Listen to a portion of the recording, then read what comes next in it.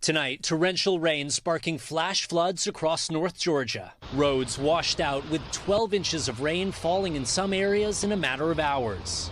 This backyard transformed into a lake. The governor declaring a state of emergency, and residents of the city of Summerville told to boil water before drinking it after flooding at a nearby plant. The water has not receded, and it's going to be at least a day or two before we can assess the damages that have taken place at our water plant.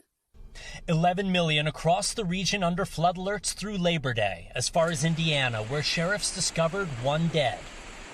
Meanwhile, in California, the small town of Weed is coming to terms with its losses. Dozens of homes destroyed, with the historically black neighborhood of Lincoln Heights the center of the devastation. A 100-year-old community erased by flames in just a few hours. I ran and turned on the water faucet, looked in the neighbor's backyard. It was completely on fire.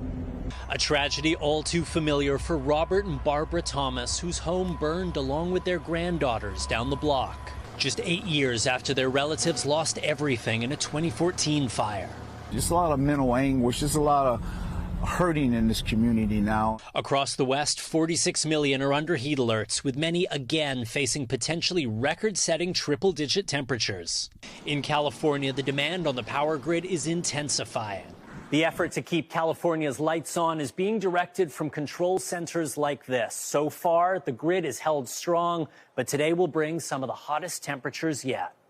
Authorities have been warning residents for days about the potential for rolling blackouts. Those last few days are likely to be a dress rehearsal for what's going to be a much more significantly stressed set of conditions here. While in Arizona, this massive dust storm left thousands without power near Phoenix, disrupting traffic and dimming Friday night lights. A holiday weekend of extremes that few will forget.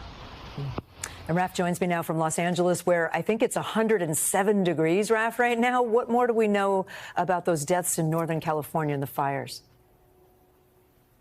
Yeah, Kate, authorities have been searching the area for 2 days, but only just confirming those deaths. Meanwhile, utilities here still concerned about overwhelming the power grid.